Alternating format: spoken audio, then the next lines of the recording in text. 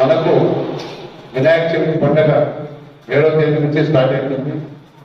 ఈ పండుగ 3 రోజులకి మనం నిమజ్జనం స్టార్ట్ చేస్తాము. ఈ 3 రోజుల్లో ప్రశాంతమైన వాతావరణంలో ప్రతి ఒక్కరూ సంతోషంగా ఈ పండుగను జరుపుకోవాలి. ఈ పండుగను జరుపుకోవాలంటే కులానికి కానీ మతానికి కానీ ఎవరు కూడా మనము వ్యతిరేకంగా ఉండకూడదు. మనమందరము ఒకటే కులం, ఐక్యతగా ఉండడమే మన కులం. మనం ఏం చేసినా కూడా మంచి చేయాలి. చెడు చేస్తే సమాజానికి నష్టం జరుగుతుంది. మనము ఉండలేము. అది గుర్తుపెట్టుకోవాలి. ఎవడు కూడా ఏమి ఎక్కువ పోయేది ఉండదు. పుట్టినోడు ఏదో రోజు పోల్చుకునేదే. మన ఉన్నందులో మంచి చెడు ఉంటాయి. మనం ఈ వెలుగొడు గ్రామానికి ఏం చేసినాం, ఎంత మంచి చేసినాం, ఎంతో ఐక్యతగా ఉన్నాం, మన గ్రామానికి ఎంత మంచి పేరు ఉంది, అది చూసుకోవాలి. మీ ఆనందానికి మేము సపోర్ట్గా ఉంటాం. మా పోలీస్ డిపార్ట్మెంట్ ఎప్పుడు కూడా మీకు పక్కా బందోబస్తు ఉంటుంది. మంచి క్రమశిక్షణతో మీ యొక్క హక్కుల్ని కూడా ఎక్కడ కూడా ఇబ్బంది లేకుండా మేము సపోర్ట్ చేస్తాము. కానీ మనకు ఒక సిస్టమ్ ఉంది. ఆ సిస్టాన్ని గౌరవించాలి. పెద్దోళ్ళ కాలం నుంచి ఈ గ్రామంలో ఏం ఆచారం ఉంటే అదే ఆచారాన్ని మేము అమలు చేస్తాం. గ్రామంలో జీవితాంతం ఇక్కడే మీరు ఉంటారు. ఈ గడ్డ మీది, ఈ ప్రాంతం మీది, ఈ రాజ్యం మీది. ఈ గ్రామాన్ని, మీ గడ్డకు మీరు ప్రశాంత ఏర్పాటు చేసుకోవాలి. ఏ కులం నుంచి కానీ, ఏ ప్రోగ్రాం కానీ, ఏ పండుగ వచ్చినా కూడా అందరం కలిసిమెలిసి చేసుకోవాలి. మన రంజాన్ వచ్చినా కానీ, మన హిందువుల పండుగలు వచ్చినా కానీ, యేసు ప్రభు పండుగలు వచ్చినా కానీ అందరం కూడా ఆనందంగా, సంతోషంగా, కలిసిమెలిసి ఒకరిలో సపోర్ట్గా ఉంటూ పండుగ జరుపుకుంటే హ్యాపీగా ఉంటుంది. మనం ఎందుకు చేసుకుంటున్నాం ఈ పండుగ? ఆనందం కోసమే కదా. మరి ఆనందంతో చేసుకుంటామా, గొడవ చేసుకుంటామా? మరి మన ఇంట్లో చక్కగా మంచి పూజ చేసుకొని, మంచి వంటలన్నీ తయారు చేసుకొని తినడానికి భార్య భర్తలు కొట్టుకుంటే ఎట్లుంటుంది? భార్య భర్తలు కొట్టుకుంటే అన్నం తినడానికి. ఇది కూడా అంతే. గ్రామంలో మనం చేసే కార్యక్రమం అంతా చాలా ప్రశాంతంగా, శాంతికంగా, ప్రజలు ఎవరికి ఇబ్బంది కలగకుండా, ఎవరి మనోభావాలను దెబ్బతినకుండా చూసుకోవాల్సిన బాధ్యత ప్రతి పౌరుడికి ఉంది. పోలీసు ఒకరికే కాదు. ఇది నేను మీ పబ్లిక్ సర్వీస్తో మేము జీతాలు తీసుకుంటున్నాం. కానీ మేము పబ్లిక్ సర్వెంట్ గా బాధ్యత తీసుకుంటాం. కానీ మీరు ఒక పౌరుడుగా మీకు కూడా బాధ్యత తీసుకుంటాం. మనం స్వాతంత్రం ఎందుకు కోరుకున్నాం? మనం ప్రశాంతంగా, ఇండిపెండెంట్ గా, ఐకమత్యం ఉండాలనే కదా. మరి మన మేధావులు ఎందుకు కష్టపడి మన కోసము అంత త్యాగం చేసి స్వాతంత్రం తెచ్చిచ్చినారు. మనం ఎన్ని చిల్లర కూడా చేసుకునేదాక అది కరెక్ట్ కాదు కదా. గడిచిన రోజులు మనకు అవుతుంది. పాస్ ఇప్పటి నుంచి ఏదైనా కూడా కొన్ని పనికిరాని సోషల్ మీడియాలో దాంట్లో కొన్ని ప్రచారాలు జరుగుతుంటాయి. దయచేసి దాన్ని నమ్మకండి. ఎందుకు చెప్తున్నానంటే లేని కొన్ని ఏదో ఎవరు వచ్చింది వాటి వస్తూ ఉంటాయి. దానివల్ల ఏది ఆలోచన చేయకుండా తొందరపడి లేని సమస్యలు సృష్టించే తర్వాత నష్టపోయేది మనమే. ఏం మన ఊరికి ఏదో చెడు జరిగితే మనకే కదా నష్టమని. కాబట్టి తొందరపడకుండా నిదానంగా ఆలోచన చేసి ప్రశాంతంగా మీ పండుగను మీరు హ్యాపీగా చేసుకోండి. మేమందరం మీకు అందరికి సమర్పిస్తాము. మీకు అందరికీ మంచి ఆనందం వస్తాము. ఎవరికి ఇబ్బంది లేకుండా జాగ్రత్త చూస్తాము. విగ్రహాలు పెట్టేటప్పుడు దయచేసి కొంచెం మీరు పాతకాలంలో మీకు అందరూ తెలిసిందే. మీ రూల్స్ రెగ్యులేషన్ అన్ని తెలుసు. ఎవరికి ట్రాఫిక్ అంతరం లేకుండా ఫస్ట్ ప్లేస్ చూసుకొని 10 మందికి ఇబ్బంది కలగకుండా జాగ్రత్తగా విగ్రహం ఏర్పాటు చేస్తాం.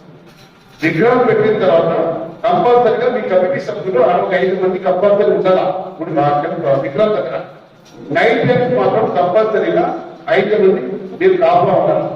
మేము పోలీస్ బిల్లు మేము కూడా పెట్టాం. మేము అధికారులతో తిరుగుతాం బయట.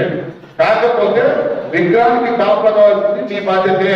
నైట్ టైం 5 మంది కంపల్సరీ ఉండాలా. నెక్స్ట్ రెండో విషయం ఏమంటే దయచేసి ఈ 3 రోజులు తాగుడు మానుకోండి. తాగుడు వల్లే సర్వనాశనం అయిపోతున్నారు. ఎవడు ఏం మాట్లాడుతారో వారికే తెలియదు. పెద్ద చిన్న మర్యాద ఏం లేకుండా మాట్లాడతారు. వాళ్ళు 3 అంశాలు వేసుకుంటే ఏం మాట్లాడతారో వారికే తెలియదు. వాళ్ళ అమ్మ నాయన మాత్రం అన్నం పెట్టాడు. అట్టవాడు అమ్మ నాయన జన్మించిన తల్లిదండ్రులకి అన్నం పెట్టాడు. వాడు బయట మాత్రం మీసాలు తింటూ ఉంటాడు. నా కథ చూడు, నా పౌరు చూడండి, వాళ్ళకి ఏముండదా ఆ కైపు తగ్గితే తాను తప్పుకుంటాడు. అది కరెక్ట్ కాదు కదా. మనము మంచి భక్తి శ్రద్ధతో పండుగ జరుగుతున్నాం. తాగేది దయచేసి మానుకోండి. ఎటువంటి మనసులో మేము డ్రగ్ అండ్ అడ్మిషన్ కూడా పెట్టింటాం. ఎవరైనా తాగితే మనకి చెక్ చేసి ఎక్కడ హాస్పిటల్ పంపించేస్తాం. అది కూడా చెప్తున్నాం. దయచేసి తాగేది మానుకోండి. తర్వాత ఎటువంటి పరిస్థితుల్లో డీజే అలవలేదు. డీజే అనే ప్రసక్తి లేదు, డీజే అలవలేదు. అది మా పరిస్థితి నేను మైండ్ లో పెట్టాను. మీరు ఏదైనా చిన్న పిల్లలు, స్కూల్ పిల్లలు ఉంటారు కదా, మా స్కూల్ పిల్లలు ఉంటారు, చిన్న చిన్న పిల్లలతో మంచి భక్తి పాటలతో ఏదైనా ప్రోగ్రామ్ ఏర్పాటు చేసుకున్నా మేము సపోర్ట్ చేస్తాం. మీకు అభ్యంతరం పెట్టండి. డ్రమ్స్ పెట్టుకోండి. నేనే చెప్తున్నా, ఎందుకంటే డ్రమ్స్ అనేది ప్రతి ఒక్క దీనికి ఆనందం కోసం ఉండాలా. డ్రమ్స్ పెట్టుకోండి. కానీ మనకు గ్రామంలో కొన్ని పద్ధతులు మన మసీదు దగ్గర వచ్చేటప్పుడు జాగ్రత్తగా ఉండాలనేది అది మీ పెద్దలందరూ తెలుసు. ఆ మార్కింగ్ అందరూ పెద్దలు అడిగినారు. ఆ మార్కింగ్ పైన కూడా మా సిఐ గారు, ఎస్ఐ గారు వచ్చి మీ సైడ్ 15 నుంచి ఆ వాళ్ళ సైడ్ 15 నుంచి కూర్చొని మీ సలహా తీసుకోవాలి. మీరు ఏం చెప్తారో దానికి కట్టుబడి మేము చేస్తాము. ఆ పాయింట్ అన్ని కూడా మీకు మేము ఐడెంటిఫై చేసి చెప్తాము. దాని ప్రకారం మేము ఏర్పాటు చేస్తాం. నెక్స్ట్ నిమజ్జనం రోజు మాత్రం మేము చెప్పే టైంకి మీరు దయచేసి విగ్రహాలకి బయటకు వెళ్ళాం. ఆ టైంకి కూడా మీకు ముందే చెప్పి అనౌన్స్ చేస్తాం. దాని ప్రకారం మీరు నిమజ్జనము తొందరగా జరుపుకుంటే మనకు లైట్ ఫెయిల్ అయ్యే లోపల చేసుకుంటే ఏ ప్రాబ్లం ఉండదు. అది మైండ్ లో పెట్టుకోవాలి. రెండోది, అనవసరమైన మాట్లాడకూడదు. కొన్ని విధుల్లో పక్క పక్కన మనకు అనుకూలం ఉంటారు, కొంతమంది అనుకూలం లేని ఉంటారు. ఊరికి ఏదేదో పరిణామాలు మాట్లాడి రెచ్చుకుంటే పనులు చేయకూడదు. అది దయచేసి మాట్లాడు. యూత్ ముఖ్యంగా మీ వల్ల భారతదేశం బాగుపడాలి, కానీ మీ వల్ల చెడిపోకూడదు. యూత్ అంటే ఎంత పవర్ఫుల్ అంటున్నాం. మంచి దాని కోసం వాడండి. మీ యూత్ అంతా మంచి కోసం వాడండి. ఊరికి ఏదో ఆలోచపడి పక్కన మోచారు సమస్యలు సృష్టించి ఇప్పుడు ఈ వచ్చిన వాళ్ళు ఎవరు కొట్టుకోరు. నాకు తెలుసు, మీటింగ్ వచ్చిన వాళ్ళు ఎవరు కొట్టుకోరు, అది మాత్రం తెలుసు. కానీ కొంతమంది ఉంటారు, 1-2 అబద్ధాలు మాట్లాడి సమస్యలు సృష్టించాలని, ప్రశాంతంగా దాన్ని చెడగొట్టాలని ఆలోచనతో బతుకుతుంటారు. అటువంటి ఏం లేదు. లేకుండా మీరే బాధ్యత తీసుకోవాలి. ప్రతి ఒక్కరు బాధ్యత తీసుకోవాలి. నిమజ్జనం కూడా అది రచయితగా పెడతాము, అక్కడ లైటింగ్ ఏర్పాటు చేస్తున్నాము. మీకు ఏమి ఇబ్బంది లేకుండా మా వరకు మీకు తప్పకుండా మన ఎంఆర్ఓ గారు ఉన్నారు, మా ఎస్ఐ గారు, అన్ని కరెంట్ డిపార్ట్మెంట్ వస్తారు, ఇరిగేషన్ కూడా పిలిపిస్తాము, ఫైర్ డిపార్ట్మెంట్ కూడా పిలిపిస్తాము. ప్రతి డిపార్ట్మెంట్ సపోర్ట్ తీసుకొని మీకు ఏమి ఇబ్బంది లేకుండా మేము చూసుకుంటాం. మనం చేసేది మంచి పనులు చేయాలి, చెడు పని అవసరం లేదు. మీ ఊరు బాగుండాలా, మీరందరూ బాగుండాలా. ఇప్పుడంతా ఎక్కడున్నారు? ఒక కుటుంబం మాదిరి ఉన్నారు లేదా బిల్డింగ్ లో. అదే విధంగా మీరంతా ఐక్యమత్యంగా ఉన్నారు. మీకు ఏదైనా సమస్యలు వస్తే మీ ఎస్ఐ గారు ఉన్నారు, ఎస్ఐ గారు చెప్పండి. మీ పోలీసులు చాలా మంది ఉన్నారు, చెప్పండి. లేదంటే మీ పెద్దలు ఉన్నారు, మీ కుటుంబం, మీ కమిటీ పెద్దలు ఉన్నారు, వాళ్ళతో మాట్లాడండి. మత పెద్దలు ఉన్నారు, వాళ్ళతో మాట్లాడండి. తొందరపడకూడదు. ఎవడో ఏదో చెప్పినాడని ఆవేశపడకూడదు.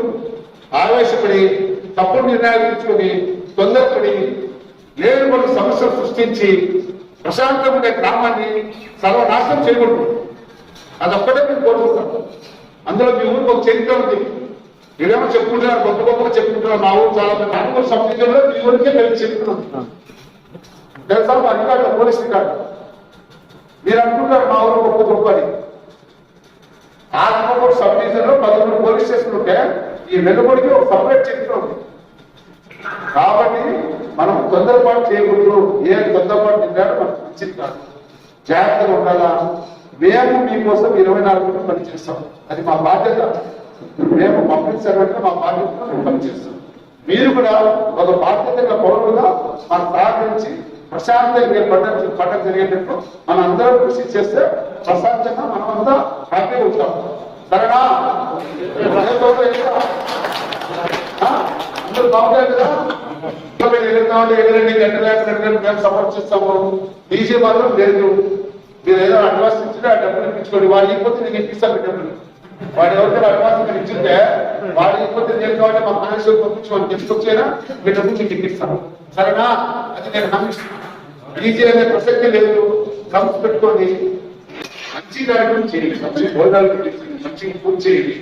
మీకు ఇంకా ఎక్కువ ఎక్కువ ఉంటే 10 మందికి మీలో బట్టలు పంచండి. అది చాలా మంచి పరిణామం, మంచిగా జరుగుతుంది. ఈరోజు ఏమైంది పక్కన చెప్పు, వర్షాలు కొత్త పల్లి కానీ మా పవన్ కూడా కానీ ఆత్మకూరు కానీ ఇచ్చే వర్షం ఆ పంటలంతా ఏమైనా చెప్పు, నీళ్ళంతా నిలబడిపోయి ఆ మొక్కజొన్న పంట అంతా ఏమైపోతాం. మరి రైతు ఎంత బాధపడుతున్నాడు, రైతు గుండెల్లో భయంకరమైన బాధతో ఎదుగుతున్నాడు. మరి ఎట్లుంటాయి. అందుకే మనం చేసే పనులు మంచిగా ఉంటే భగవంతుడుగా అల్లా కానీ పైన మనకు ఏదో మంచి ఇస్తాడు.